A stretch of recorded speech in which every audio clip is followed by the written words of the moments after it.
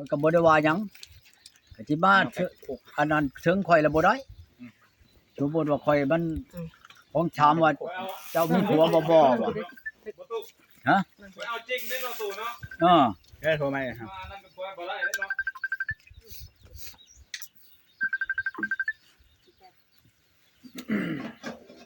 เป็นไหนฮะไปเขาว่าไป3คนเขาว่าไป3คน4คน10คนก็มาโลดเด้อไ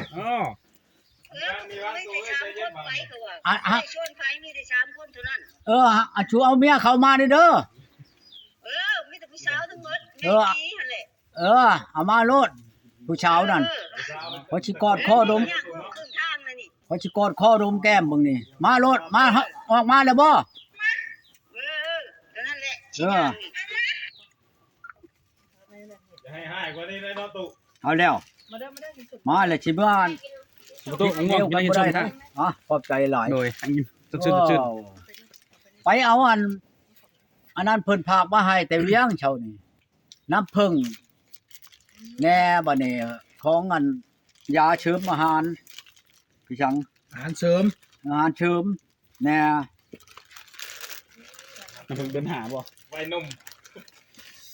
ตึกตักบ่ตู้ฮะตึกตักบ่กินแล้วนะตึกตักได้เราอ่ะบ่แล้วของมาบำรุงเด้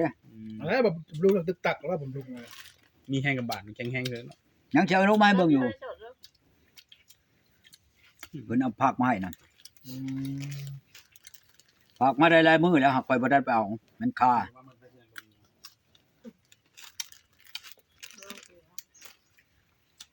โอ้เห็นผู้สาวผมแดงว่ะหน้าว่าขาวๆโทสาวผู้สาวอันนั้นเราอยู่ในนี้อันนั้นอยู่ในอันเฮือนอันนี้นี่เฮือนในตุ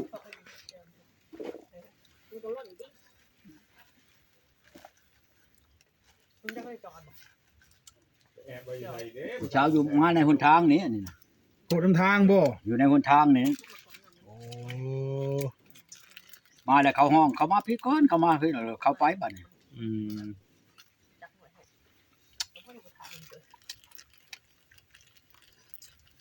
ผู้ชาวขายเบียร์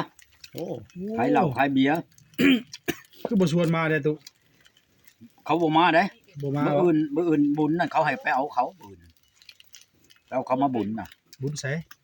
เพิ่นบ้านเยอะบุญแค่นี่บ่บ้านห้วยหมอบุญของเขาบ่ตุบุญแจก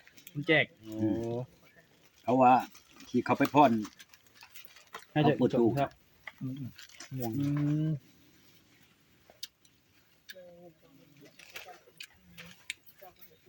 สาวขายเบียร์ก็งามเลยตุขึ้นไปเอาอันนั้นยาข่อยกับมันน้ำผึ้งมาแน่อยู่หม้องใดตุนี่นะนี่ในหันขึ้นไปเห็นแล้วข่อยเอาเมียนนำกันนั่นสิมาแปลว่ายาอันนี้มันผู้เจ้าเพิ่นนั่นผู้ชงมานั่นเพิ่นว่าคันไปฮอดเจ้าแหละกันว่ามีอันชุมมันอันนั้นลงมาลงชิปนะให้โฆษณาให้ในเด้อเพิ่นว่าบ่เป็นหยังมีคนสนใจเนาะเพิ่นให้มีญาติมีผู้สนใจญาติคนบ่ทันแก้ฉันบอกดีแม่นแล้ว2กล่องน่ะเอามาเบิดนั่นตัวนึงน่ะกล่องน้ำผึ้งผู้สาวสิมานี่ผู้สาวใช่ตุผู้สาวนี่นะผู้สาวทางแบ่งเนี่ยทางแบ่งหากินสิมานี่ได้แม่นละกับบ้านน้องแคนนี่เด้โอ้กล่องมาแล้วบาดตัวนี้น่ะน้ำผึ้งตัวนี้น่ะยานี่แกะบ่รู้หาตู้แม่นจังหวะที่เบิ่งที่อย่าว่าถ้าเป็นเรื่องอื่นเนาะเรื่องอื่นบ่จ๊ะจังหวะแล้วบัดแก้แล้วบ่แม่นชายาน่ะเนาะเป็นแนวอื่นจะอยู่มันก็บ่เป็นท่าเด้อเฮ้ยเบิ่งสิแก้เบิ่งนี่เอาผ้านี่ปาดตุมันสิแม่นหยังอยู่ในนี่น่ะว่ายาบำรุงได้บ่บัดเจ้าเอาแล้วให้เจ้าอันลงคลิปอันเปิดมาให้ข่อยในเด้อว่าซั่นอันผู้เจ้าอันยานี่นั่นหากบ่ได้ลงคลิปไปให้ส่งไปให้ชักเพิ่นจะได้เห็นว่าฮอดหรือหยังเนาะไปฮอดแล้วเจ้าหั่น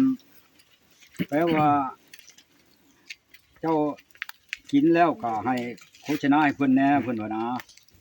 มันดีแบบใดหั่นจังว่าจะสิลองเบิ่งนี่มันสิเป็นมันสิดีอยู่เองแต่ว่าข่อยนี่นั่นถ้าไปสร้างคิดได้บ่ แต่ว่าธาตุล้มเหลวเนี่ยจักหน่อยว่าเดี๋ยวนี้บ่ยากเพิ่นว่าพอชีส่งยาไปให้ดอกส่งมาให้มึงดูว่า แต่ง มันตึงตังนี่ โอ้ยเอาไปยัง บ่ แต่ง ได้เว้าแล้วอะมันใช่แบบใดว่าอันยานั่นมันกินข้าวบ่แซ่บนอนบ่หลับบ่ เป็นกล่องในบ่ตัวหรือเป็นเม็ดเป็นแบบทงอยู่ เจ้าว่ายังยินเพิ่นว่าเป็นน้ำเฮ็ดได้เพิ่นก็ยังบ่ทันเห็นอยู่ว่าเขาก็สิแกะเบิ่งเดี๋ยวนี้แหละมันสิเป็นแบบใด ปาดอีกตู้ปาดอีก กล่องตัวนี้นักเด้ตัวนี้นะ น้ำผึ้งมันก็นักกันแล้ว บ่ น้ำผึ้งได้หั่น อันนี้ได้ ตัวนี้ละช่องล้านราคาน่ะช่องล้านกีบตัวนี้นั่นเพิ่นว่า800,000 ครับที่ว่าตู้ 800,000นั่น79,000 ตัวนั้นน่ะบอก ราคามันตัวนี้ อืม อันนี้ โอ้ยคือธงยังอีกกันบาง อัน ๆโอ้มีแถมธงให้อีก จังหวะแล้วมันสิมีหยังอยู่นี่ แถมได้เนี่ย แถมได้ ต้อ นี่ งใส่เด้เฮาบ่ได้ไปหิวเอาเด้ แม่นแต่ว่าคือจีอันนั้นจะหิ้วบ่ได้ละบาดเพราะว่ามันอยู่ข้างใน เออ รอบหน้ามาแล้วจริงๆใส่ได้ธงนี้อย่าบำรุงเนาะ นี่ จะ เด้ กล่องถูกทองกล่องหมดเนี่ยเนาะ จัก ได้อีกกล่องเดียวกันเนาะคน ช่องอันนี่ คนละแบบเนาะเป็นกล่องเป็นตลับ จักเป็นหยังอะจักเป็นแบบ เป็นหลอดได้บ่ ตลอด เดี๋ยวเป็นหลอดน้ำเป็นแบบ ตัวนี้นั่นราคาเพิ่นส่งมาให้เบิ่งในอันโทรศัพท์นี่879,000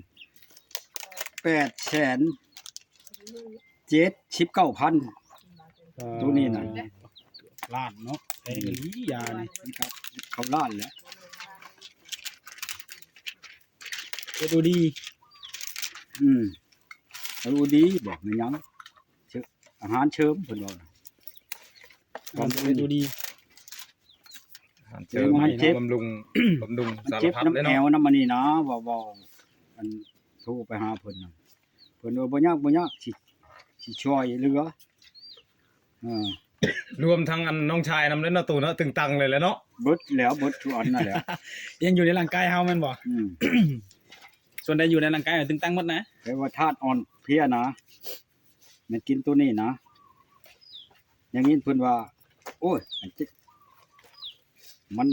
ได้จักเท่าใดเดือนผู้ใดอย่างนี้เว้าไหนบ่แม่นสิกินเบิดไว้หลายได้ แม่นสิกินมันนี่มื้ออื่นเบิดบ่ได้เป็นเดือนเป็นอันนั้นพุ่นได้วะพุ่นเป็นช่องได้เป็นช่องได้ดีๆ ส่งแบบกาแฟนี่เนาะ แบบเดียวกับกาแฟนี่เนาะ กาแฟเอาดูด้วยนี่1 2 3 4 5 6 7 8 9 10 11 12 13 14 15 16 17 18ช่อง18ช่องอันนี้นะจักว่ากินแบบใดแบบใดแล้วจะนั่งสิโทรถามอยู่ได้นี่เบิ่มตัวนี้มันเป็นจังไดตัวนี้ นะคนคือเฮา ตัวนี้มัน คล้ายอยู่ จะคือหมักเขียนฮูบอันนี้ มักยังไงนะตู้ อันฮูบมันนี่นะว่ะจักสิมากหยังเลยนี่ คล้ายๆมังยอมังยังเนาะโตๆดำๆ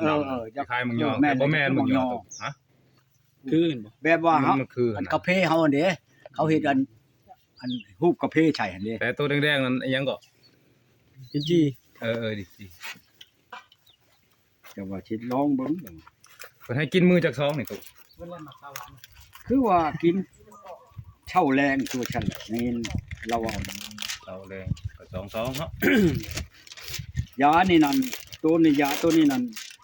บ่ได้มาแตะเวียงตัวนี้นะตัวนี้กับตัวนี้มาแต่อันนี้ทาชนูเช้าค้ำผากมาให้ตัวนี้ โอ้ เอ้ครับเนาะ เช้าค้ เจครับอยู่ทาชิโนเนี่ยบ่ตุ ำเจ้ค้ำเป็นอยู่ทาชนูอันนี้เป็นผากมาให้อันนี้ เสริมจะดูดี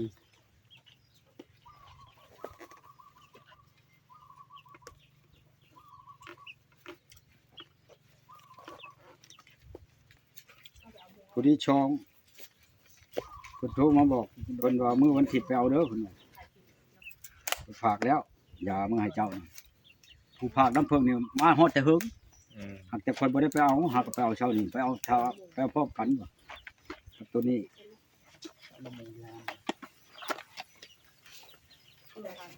ตัวนี้เป็นอะไรเนี่ย ตัวนี้ก็เป็นช่อง เป็นช่องคือกันเนาะ อันเด้ ช่องสีดำตัวนี้ ตัวนี้ แม่นบ่วะ สีบ่คือกันได้อันเด้ เอาไปคล้ายดำยังเลยแต่บ่แม่นดำ ลงเด้อนี่คือกันแปลว่าการกินเนี่ยกินซับกันไปบ่รู้ว่ากินตัวหนึงแล้วซะก่อนอย่างนี้ว่าตัวหนึงนั่นล่างลำไส้ ตัวใดน่ะตัวใดน่ะ จักสิแม่นตัวใดก็สิมันก็สิมี สิบอก พลอยมันก็สิบอกอยู่ในนี่แหละตัวล่างลำไส้บ่รู้ตัวหยังก็ดีเฮาก็เบิ่งตามพลอยมันนี่แหละมันก็มีอยู่หนังสือนี่หนังสือนี่มันสิบ่ปากน้ำเฮาแล้วหนังสือโยแม่น มันปากน้ำหมูมันบ่เฮามันปากน้ำเฮาบ่ได้แล้วหนังสือ มีแต่เฮาและปากเท่านั้น มีแต่เฮาปากมันได้อยู่หักแต่ว่า มันบ่จักภาษากัน แม่น บ่จักภาษากันเบิ่งเด้อตัวนี้ไม่จักช่องตัวนี้1 2 3 4 5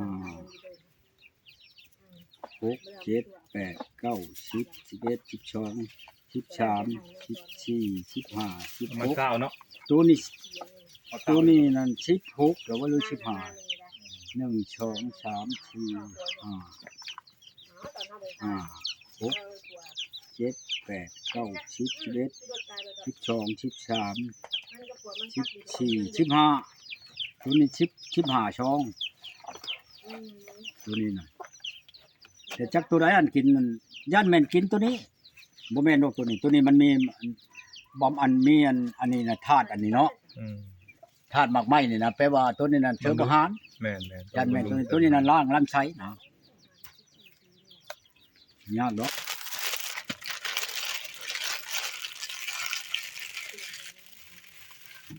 อันปูน้ำผึ้งนี่2เทื่อที่2ในภาคใหม่ บ้านนี้น้ำผึ้งอันนี้น้ำผึ้งอันนี้เท่าไหร่ก็ตกราคา ราคานี่2ล้านเพิ่นว่า จักลิตรก็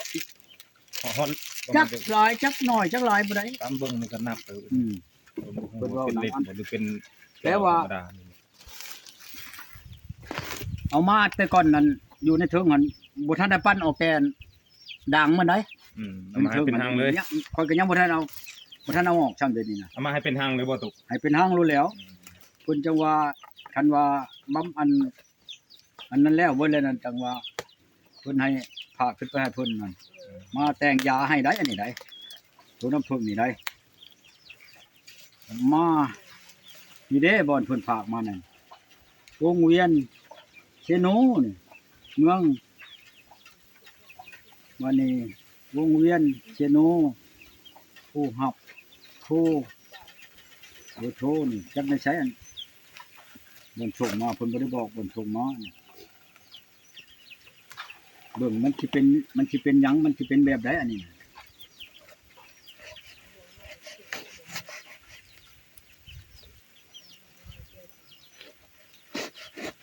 นี่คือกันยานี่คือกันแล้วอันนี้มันได้ลงชิปแล้วนี่เนี่ยถ้าว่าค่อยกินดีแล้วนั่นโว้ยโคชิบอกเปล่าเข้าโฆษณาโลด ยาดีบอกต่อนะตุเนาะ ฮะ จำดีแล้วบอกต่อ บอกต่อแล้วยานี่ดีอีหลีนี่ดิอันนี้ก็ กระปุกได้บ่กระปุกใหญ่1บาท โอ้ น้ำผึ้งเนาะ น้ำผึ้งอันนี้ฝากไม้ตะเวียงอันนี้แปลว่าเอาออกจากห้างมันมาแล้วมาปั้นอยู่เฮือนเราเองโลดนะเอามาเป็นด่างโลดอันนี้คนนี้นะ นึงเลยเนาะ นั่นดิ กระสิเจ้าเขาเลี้ยงบ่ตุ ฮะ เขาเลี้ยงบ่ ชิแม่นนั่นแหละชิแม่นเขาเลี้ยงนั่นแหละบ่แม่นลูกพึ่งธรรมชาติเขาเลี้ยงก็คือกันกับเฮาบ่ได้เลี้ยงบ่นั่นน่ะ เขาเลี้ยงไว้กับมัน มันก็หากินด้วยธรรมชาติมันคือกัน ทอดเอาไว้ทางนี้นั่นซื่อ คือกันกับไก่เฮาเลี้ยงกับไก่ป่าเนี่ยแบบนั้นแหละแต่ยังบ่ทันรู้จักแต่ตัวนี้วิธีการกินนี่รู้ใน2อย่างนี่สิโทรถามเพิ่นกินวิธีใดนี่ยากดอกเบอร์เพิ่นก็มีอยู่บ่ได้ยากแล้วเป็นอะไรเด้อันชุมนี่เนาะสิประตัวอันกันอลีบ่เด้นี่ ผู้สาวมาเอาให้เขากินนะตุ ฮะ ผู้สาวมาสิหับเขายังเอาให้กิน อันเขากินนะเอาลงเอาปลาแล้วให้บ่เจือดอันนั้นแห่แหละ โอ้ลุงกินปลาบ่มื้อนี้ กินปลาได้มันนี่ได้ โอ้ใครอยู่มันบ่หนาวปานใดเนาะ ใครอยู่ดอกบ่หนาวครับแห่ขาดอันเมื่อนั้นเท่านั้นมาตึกคนนั้นบ้านน้องขี้ตมมาตึกป่านี่ ถึงในน้องประตูเนี่ยบ่ มาตึกนั่นนี่แหละ ได้อยู่ได้ลายจำได้ จนเราบ่อยากหย่ามันถือหลายน่ะมันดำแห้งอยู่ได้บัด ม่วนนี่เนาะ ปลาหลายเนาะ เลยจนบอกไปแล้วพอแล้วพอกินบอดมากินแล้วบ่บ่เบิดที่บ่ อืม กินบ่เบิดแล้วก็บ่แม่นว่า ม่วนจับซื่อๆ เพราะจะว่าเฮ็ดขี้ร้ายเพราะว่าเรามากินปลานั่นกินแล้วก็ถ้วยบวงควงร้ายเป็น กิ นั่ น น แล้ว ถ้ว เซ ย ลนี้บ่ตุ กินแล้วเซลนี้บ่ติ กินแล้วก็ปลาเนี่ยมันกองอยู่นี่แหละมันบอกเป็นหมอกเป็นหยังก็เต็มน้ำมันนี่แหละ อืม ตายตัวเองไปเมื่อบ่ฉันแล้วปึ๊บปั๊บกับพูดแล้วรถคือเพิ่นปลาเพิ่นพาห้วยเพิ่นเด้รถอันนั้นน่ะรถเก๋งอยู่เพิ่นน่ะเมื่อเดี๋ยวพากันเมื่อซะเอาแล้วบัดนี้บุญแต่ว่าวันชินมื้อนั้นเขามันมาเป่าเด้มาเป่ามาชงขนมเองเพียงประตูเขาว่าเพียงบ่มีแต่ถ้วยบวงเอาเขามากินแล้วเขาเมื่อแล้วว่าล้างให้กูแน่เหรอเพราะได้เขานำมาล้างกับปลามากินบ่เบิดน่ะก็หลายเติมเลยมื้อนั้นน่ะรวม10กว่าตัวพุ่นแหละปลาอันกินหญ้าปลายังได้นี่น่ะเอาเมืองเบิดเด้อชูเด้อเขาก็ใช้ถุงยางเป็นหัวเป็นไปจังมันนั่นแนวเขาบ่กินน่ะกับเอามือให้หมาเด้อพอดูเอามือรถให้ยังก็ให้รถ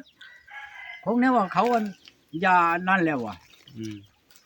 เขาก็เอามือโอ้ยว่ะอันนั้นแล้วบอกคนนั้น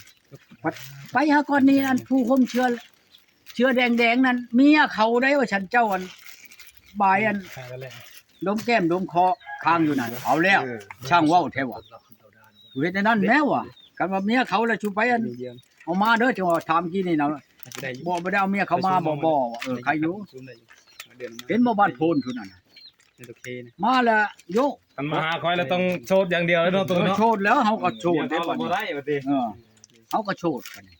มาแล้วผัวหมู่ว่าเฮานั่นบายนมดมแก้มกับเมียหมู่เมื่อปะกัน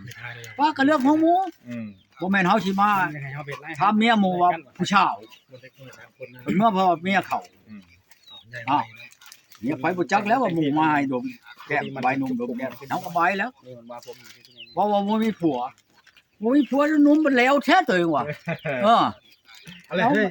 ได้สัมผัสหลายบ่เลยสิดู ฮะ ได้สัมผัสหลายบ่อันนี้ซะ เอาแล้วก็หลายบ่แล้วเนาะ จนว่านมแล้วแหละ นมจะมันแล้วแท้ตัวเองว่าบ่มีผัวจะมันอ่อนแท้แม่ลูกอ่อนบ่ตัวเองว่าบ่ลูกคนก็บ่ทันได้ว่ะ บ่ตุ ฮะ เขาก็สมัครใจแบบให้ประสัมภาษณ์อยู่แล้วว่า เอ้าบ่จะมักก็ได้มากอดคอดมแก้มกันเนาะค่อยก็อยู่ทางกลาง มันก็สิเรือว่าแบบนั้นเนาะ อยู่ก็บายว่าคนอนุญาตนำก็บายนุ่มดมแก้มนี่เนาะคงมัวว่าบ่มีผัว แม่นเลย ก็เฮ็ดอยู่บ่มีอ่ะบ่มีทำความผิดเด้อว่ะ